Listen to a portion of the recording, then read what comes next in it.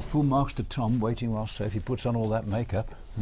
They can dance, can't they? Yeah, Very well. certainly can.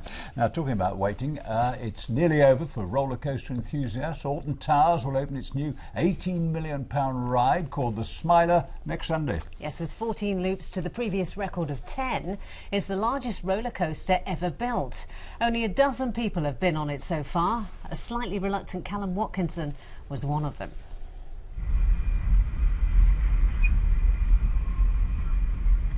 A world beater for the thrill seeker. With more metres of track and more loop-the-loops than any ever built, this biggest of Big Dippers will coast into the record books when it opens to the public a week on Sunday. What we set out to do here was to build the biggest and best ride of its kind in the world. So what you got here is a record breaker. It does 14 upside-down loops, which is far more than any other ride in the world. It's 3 times the size of Oblivion.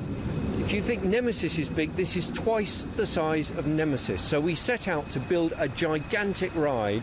We've crammed more roller coaster track in the space, as you can see, than any other ride in the world. So it is just one mass of inversions.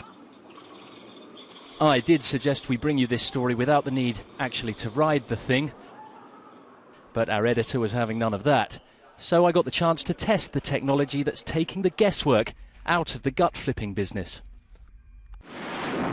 Using expression recognition software, ride designers can now pinpoint exactly what you're feeling as you go round some of these twists and turns. This is thrill-seeking as an exact science.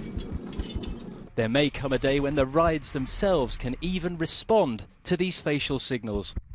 At the moment, you have to wear a helmet with a camera in a fixed position pointing at you. But what if the camera was in the harness of the seat in front of you, pointing straight back at you and measuring how you feel about the ride? Well then, that ride could change depending on how you feel. This is absolutely scream if you want to go faster for the modern generation. Well, the designers say their purpose in building this ride was to distort your view of reality so that when you get off you won't know who you are or where you are. Thrilling, certainly, but I'm not sure it ticks that box. Wallum Cadkinson, VTI News, Stafford Towers, Altonshire. What? I love that shot of him, though, talking to the camera. It looks as though he's talking to the back of a spoon, didn't he? Yes, and defying gravity certainly went to his head. That was clear.